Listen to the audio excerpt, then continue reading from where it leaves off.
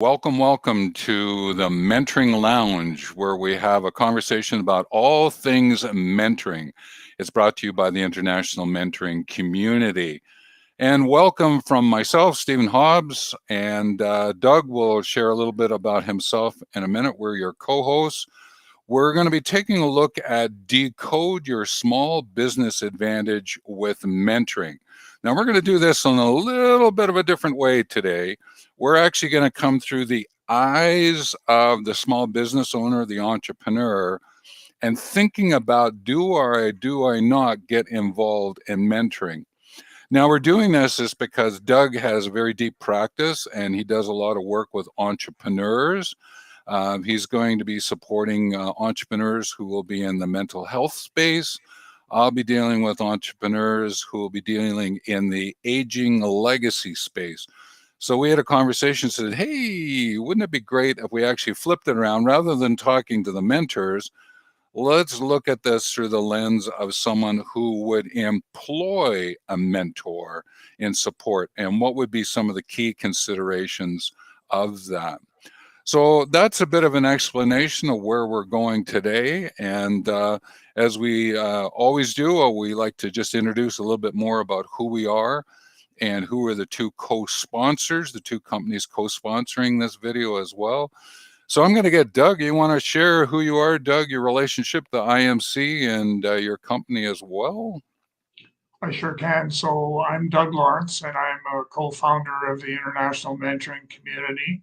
I'm the Director of Practice and Outreach as part of the IMC organization. And I have my own company called Talent C, which is focused on all things mentoring. And I do indeed work quite a bit with young entrepreneurs as they take their vision and turn it into a reality. Great. And Stephen Hobbs here. I am with the Wealth Movement, WELLTH, about well-being, well-living, and it's linked to aging, solo aging, legacy, nature, walking with nature, and mentoring. And I bring that forward as my contribution. But I'm also the director of certification and verification. So I am the one that works on the certification end of things. Doug does a lot more of the education component of it.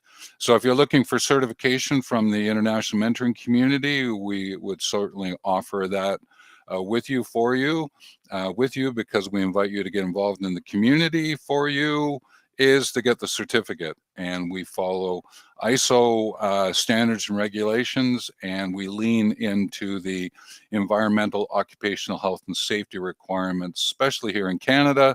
But we can, and we can connect those to other countries as well. So that's just a little bit about us. So welcome. And what we're going to do is we're going to dive into the presentation. Now, along the way, we'll be helping you understand our definition of mentoring as it unfolds. But let's just sort of just remind ourselves of what we're doing today.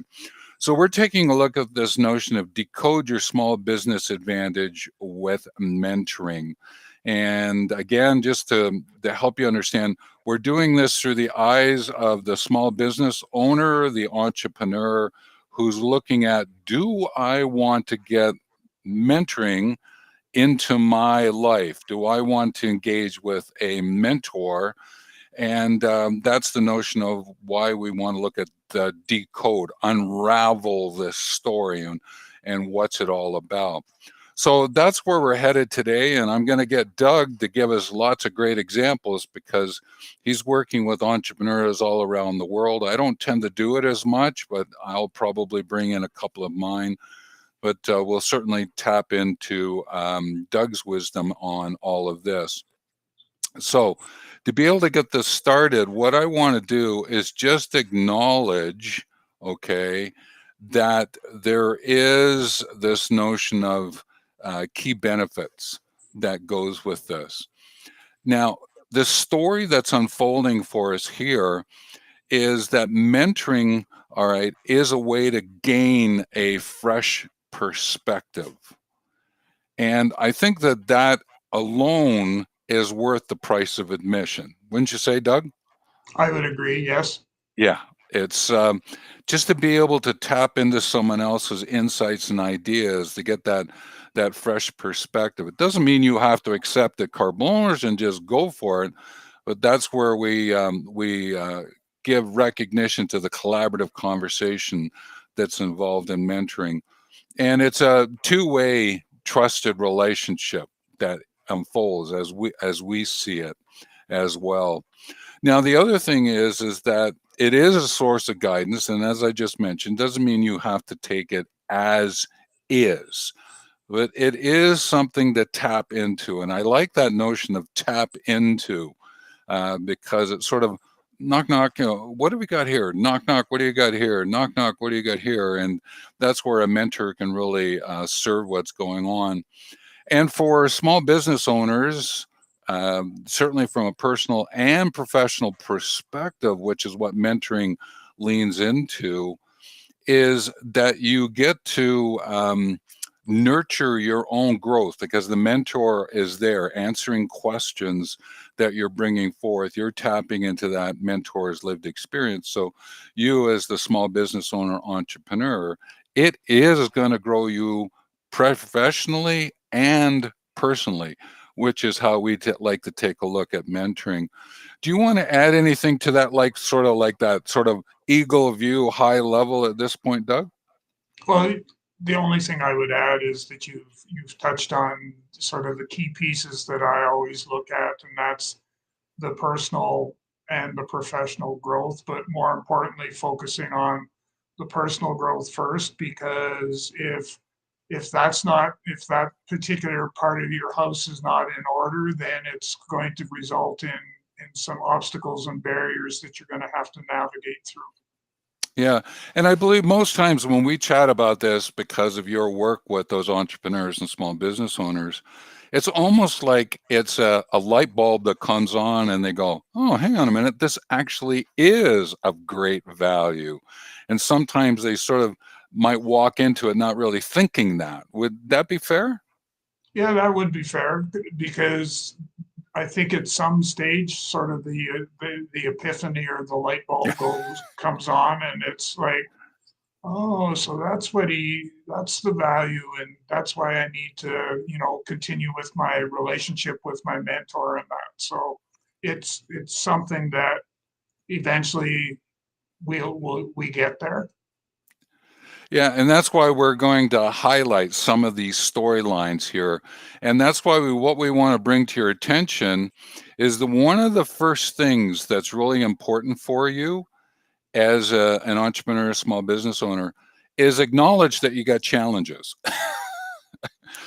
The times that I've chatted with people and I've assisted them, they weren't always aware of the challenges. They sort of turning a little blind eye to it, and I kept saying, "No, hang on a minute, you know, change surrounds challenges. Like if you actually take a look at the spelling of challenges and look at change, it's sort of at the sort of front end and the back end of it. So there's lots of changes that you've got to go through." And that means you've got to really recognize the importance of the guidance support that you're looking for. And therefore, you have to reason out that, yes, I am going to go for this guidance and support. And I've encountered some along the way that okay, someone said I should go get some guidance and support. And they're sort of half-hearted. They're not quite all there when you first meet them, and you're going, okay, gotta take a little bit of time to get the basics unfolding here for people. And really, from an entrepreneur's point of view, is celebrate the fact that the role of the mentoring program in your life. Really walk in celebrating that, appreciating that's going to unfold for you. Now, I'm not going to be Pollyanna here and say every time you meet a mentor is going to be the exact match that you need. Sometimes there may be a little grit in there, and you may have to say goodbye to someone. But usually, if you follow a lot of the things we're going to be chatting with you or sharing with you today, you will probably avoid the grit and find the way in which to blend that weaving together. So as you walk in, acknowledge the challenges, recognize the importance of the guidance support that you're looking for, and really celebrate this notion of the mentoring program. So, Doug, anything you want to share there, or you have an example of someone who you really had to sort of nurture some of this along with? Well, the main point I think here is the actual the aspect of appreciating the role of the mentoring program, and the pairing exercise is sort of the foundational piece. But what's also important is that we look at it from the aspect of industry specific knowledge versus having a deeper, richer understanding of the mentoring process. So I typically, certainly in my practice, don't always have the industry specific experience. But what I do have is obviously my deep practice has given me or provided me with the tools that I need to walk beside somebody to provide them the guidance and support that they need. Yeah, and that's really important. And it's going to be a point that we're going to mention here in a second because we're going to be a little contrarian around this as well. So that's really great. Now, is there anyone who of your interactions sort of like it was like this major, it almost turned into a lighthouse moment, you know, that big beaming light, you know, oh, hang on a minute, I really hadn't seen mentoring in this way. Do you have a story? If not, I have one. You go ahead with Okay. your story. There was a couple actually, and I was helping them out. And one of them wasn't really acknowledging that mentoring was going to be that important, but the other member said, "Yeah, I think it will be." And they said, "Well, let's have a meeting." And they got a hold of me, and we had a conversation or two, and I could still see the one person. It was sort of like that folded arms, right?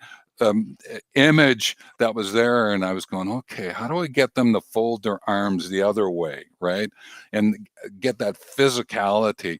So it was through some examples and that I brought forward, and it was one about, you know, my own life, right, a situation where I went into it one way and I came out of it the other way, and it was in a situation of war. So it was very dramatic, and I was able to pull from that lived experience in.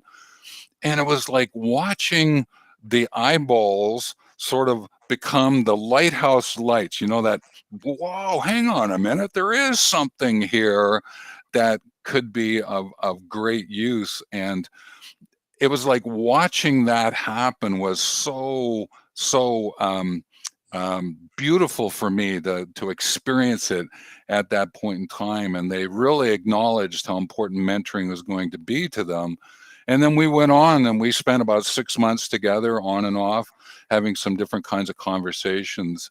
And they actually ended up bringing a really wonderful topic to the workplace. It was around kindness. And I thought, wow, this is really great. And when I look at the pictures now or I watch their videos, right, it's sort of like those eyes are just lit up. And it isn't just, well, I'll talk about kindness. No, I'm going to talk about kindness. And it was just like this really important, and they really saw the value of it. So that was one that I would certainly share at this point in time. So let's just take a look at the next area that we wanted to share with you. And Doug mentioned this already, you know, the notion of he doesn't necessarily have the industry experience for every one of his clients. All right. And this is the bit of the contrarian perspective I think that we need to acknowledge. Most people who are entrepreneurs might go, okay, I need to get guidance from someone who is in my industry, who's done what it is that I've done. And I think Doug and I would both go, true, true, true, true. But however, what would happen if you were to access um, someone who doesn't have that background because of something called bias? And that's what we bring up as well, is that there is this notion is that you can have these conversations with people who have the industry specific experience, but you both may fall into a bit of a biased conversation and you may go down a little bit of a rabbit hole or something like that.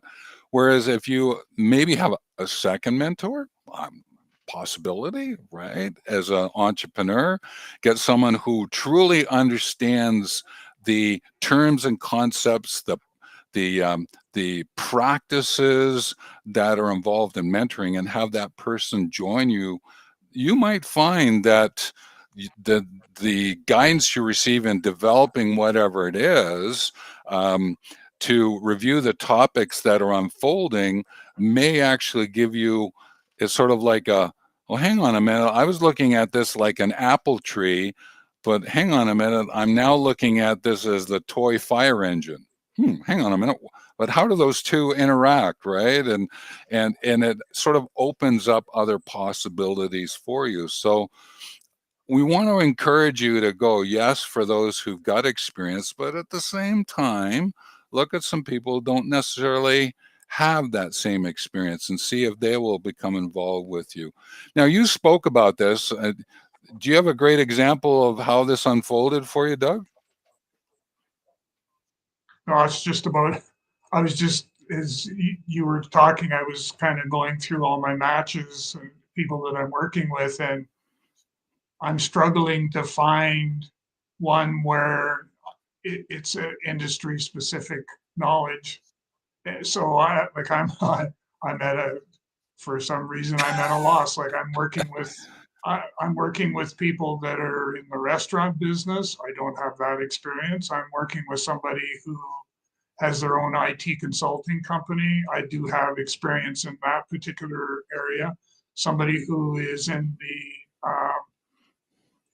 public speaking, teaching others how to be comfortable speaking to audiences and stuff like that. I don't have that either.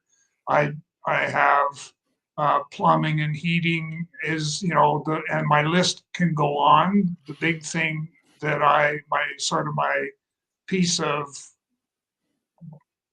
that I stand on, for lack of a better choice of words, is industry specific experience is a nice to have, not a need to Right. have.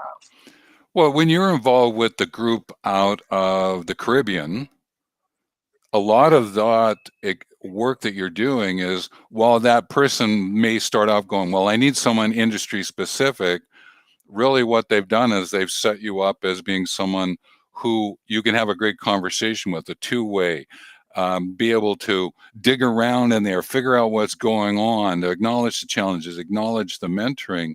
So that, I think you are a one that gets drawn into a lot of that, the contrarian perspective, and helping people as entrepreneurs get their ideas together. Would that be fair? Yeah, that would be Yeah. fair. Yeah. And I think the point that we're trying to raise here, if as an entrepreneur or small business owner, don't get caught thinking that everything lines up and it must be exactly with what it is that you're doing, the product, services, and experiences that you're sharing out. Okay. There is something to be said for bringing someone else into your life. And I know I have benefited from that greatly over time, and I would certainly encourage more of that for you, dear entrepreneurs, dear small business owners. Listening in as mentors, reverse engineer that a little. Think Mhm. about what that might mean for you if you're put out your shingle of your own business and you're now an entrepreneur. What is it that you could share with those you want to interact with, positioning, mentoring, and not necessarily your deep practice in what they're doing, but how would you look at it? So I know we have mentors listening in, so I just want to acknowledge that today as well. Anything you want to add to that, Doug? Okay. No, Then the next few things we wanted to share with you is that as an entrepreneur, small business owner, make sure that you clarify what your matching requirements are of the mentors. All right. If it's about, deep conversation, maybe you want someone who really loves to draw, right? Or create flow charts. All right. Like, I'm one who draws all over the place. So if you were looking for someone who mentors and draws, I can do it. I can do it.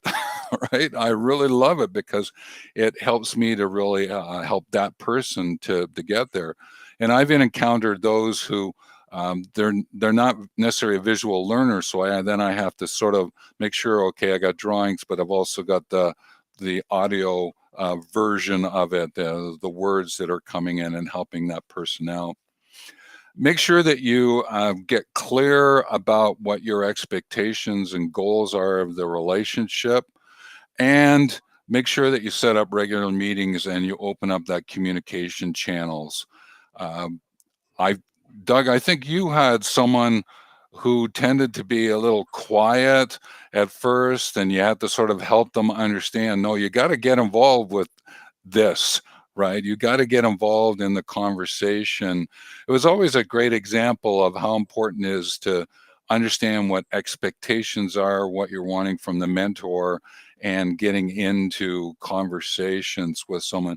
Do you want to share that story? Well, I have a couple, but one that when you talk about the silence part was I was asked to work with a not so much a young entrepreneur, but a young employee, so to speak, and um, we would get together for an hour, and in that hour time frame, I think I did probably Yeah. 90% of the talking, and right.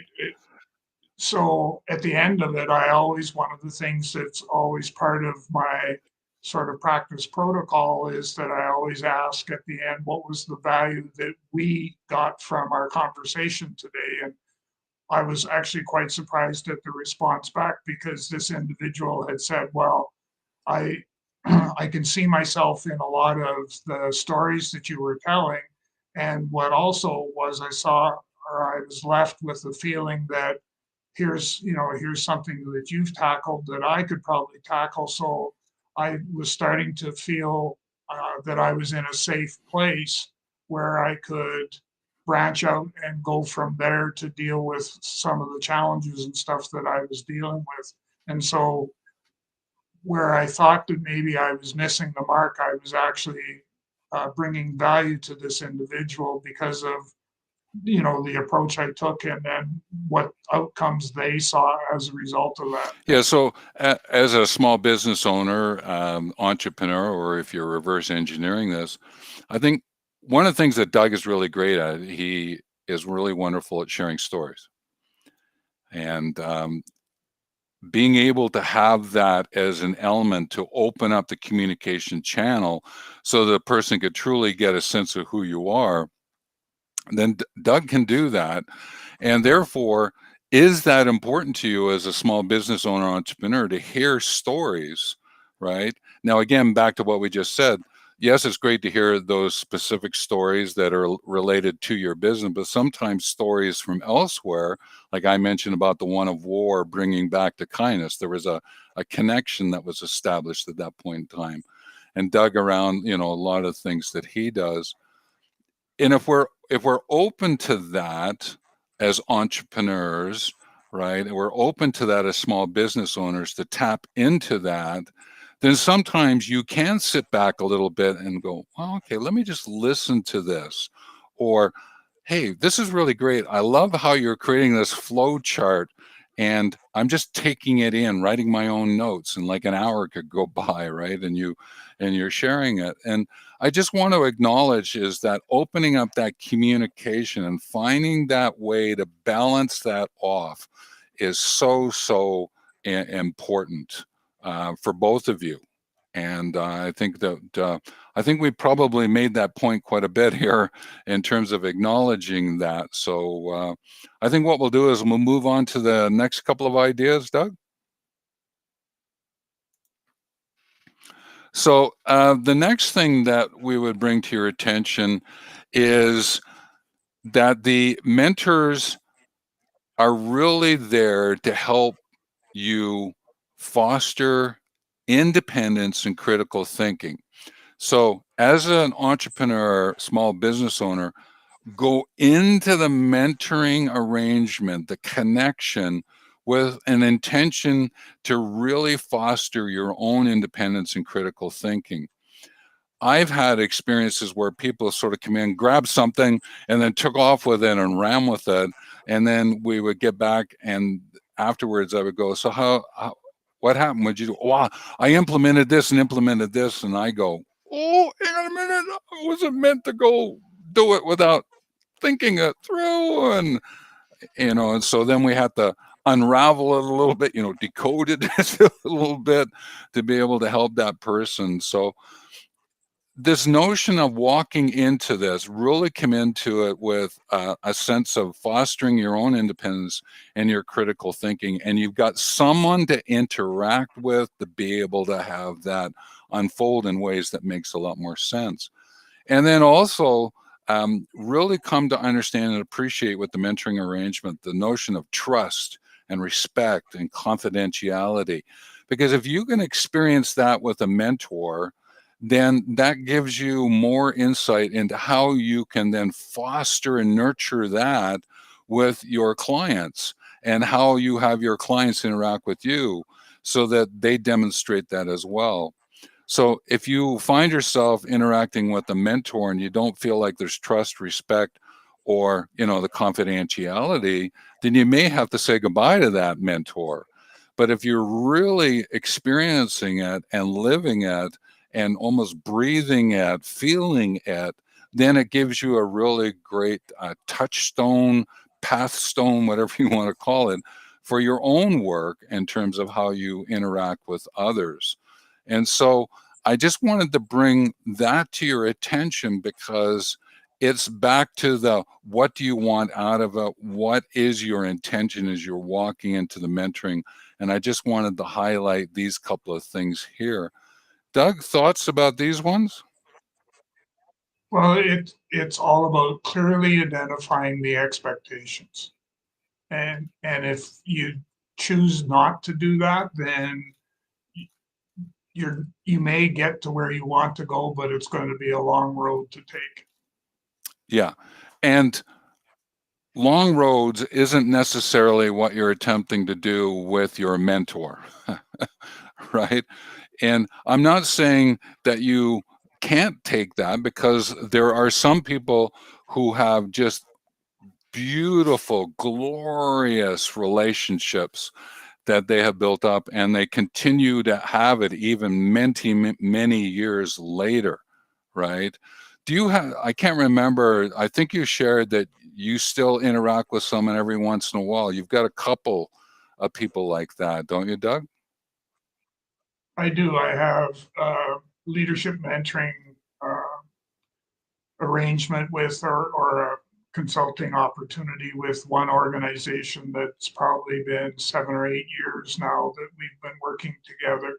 And then I have a young entrepreneur from the Caribbean that I think we're probably 4 to 5 years the relationship, and we've gone past what the program requirements were. We've, because at the request of the entrepreneur, we've gone beyond that to continue to provide um, mentoring for that individual. Yeah.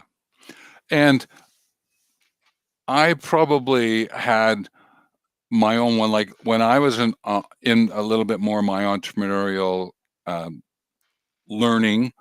I've had some really wonderful mentors. Unfortunately, two of them have actually passed away. So we used to get together and have conversations, right? And then it got to a point that we were sort of doing a little mutual back and forth, right? But I sort of miss them dearly. It was because one of them, boy, was he a contrarian. he he would challenge left, right, center, up, down around what it is that we were talking about. And I learned to do that with him. And so we used to have some really great conversations, and some really great deep laughter would come out of them.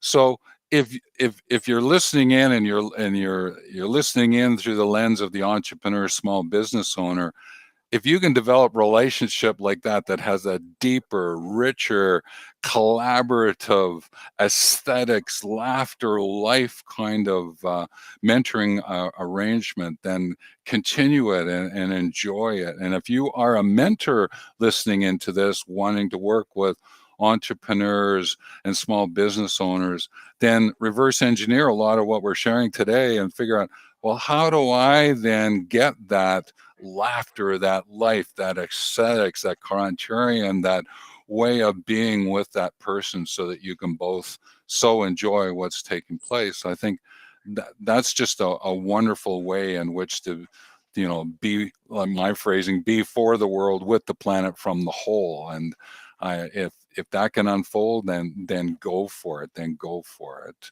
Anything you want to add to that, sort of like, not from a closing point of view, because I'll get you to do that in a second, but anything that comes to mind or an example that you want to highlight for us here, Doug?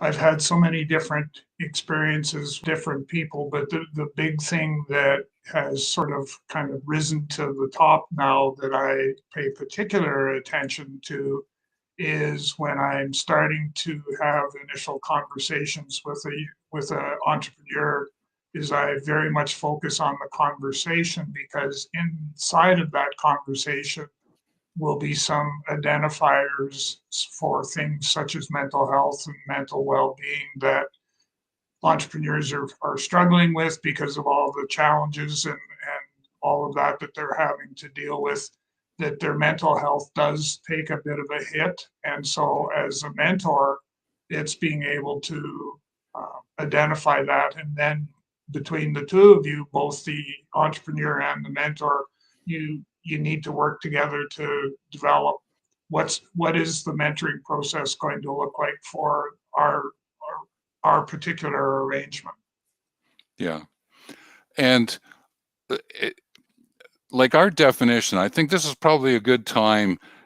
Could you just share what our definition from an IMC that we use, what we weave together to be able to support people? Because I think it will emphasize in a very quick way a lot of what we're chatting about today. I sure can. So mentoring is a two-way trusted relationship where the mentor and mentee learn and develop together through personal and professional development. Yeah, so I think just share it one more time, and let's just emphasize a couple of things out of this from the lens of the small business owner, the entrepreneur looking for a mentor.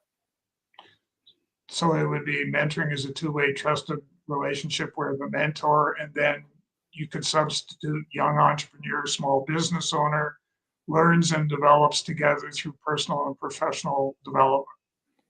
Yeah, so that personal and professional, we've hinted at it, but I think it's worth just acknowledging again is that the mentor, if you've got a great, remarkable, extraordinary mentor, the notion of the personal and professional just sort of flows together, and there's a really wonderful dance that takes place there. Because if you have to fight those two parts of who you are when you're being an entrepreneur, right? Now, I appreciate entrepreneurs, some small business owners may not say, well, I'm not a professional, but you're acting in a professional way to be recognized for what it is you do. I know you may not be a lawyer or a doctor. You may not be a paraprofessional like a teaching assistant or someone who might be in social work, and you got certain rules and regulations. But at the same time, don't you, as an entrepreneur operating your corner store, wouldn't you want to be able to do customer service in a very professional way? That's what we're attempting to get at. So just be alert to that definition, and if you need to, just go back a little in the video here, listen to it again, and how does it apply to me? How does it apply to accessing a mentor so that actually happens for me? if you're listening again as a mentor, how do you reverse engineer this so that you understand how to interact with your clients that you want to interact with? So I just want to acknowledge, okay, that again, what we were attempting to do here was decode your small business advantage with mentoring. So if you want an advantage, all right, as a small business owner, as an entrepreneur, then mentoring can do it for you. And if you're a mentor looking at supporting small business entrepreneurs, then your mentoring is an actual advantage for the small business owners and the entrepreneurs. So that gets us towards closing down the sense of what we're offering today. And as I'm the one who tends to bring us in to the mentoring lounge, Doug is the one who takes us out. And what he does is he gets to share a pearl of wisdom or an insight that he's picked up that he wants to bring to the foreground. But just before we do that, I just checked. I don't see any questions from anyone anywhere, Doug. So I don't think there's anything to chat about from that angle. Again, I would encourage you to comment, like, and share. And if you want to subscribe, please do. We always appreciate that. And if you're listening in, not live now, but listening in afterwards, then certainly leave a comment. For the first couple of months, Doug and I will take a look at what's going on with the video. And then eventually, as new videos go in, we may not check every video, but we tend to do what we can to catch everyone's request for information, no matter if it's a year later. We have done that as well. So Doug, I think that brings us to a conclusion. So Doug, you'll take us out with your pearl of wisdom. When I know that you're done, then I'll just say take care and I will end the broadcast.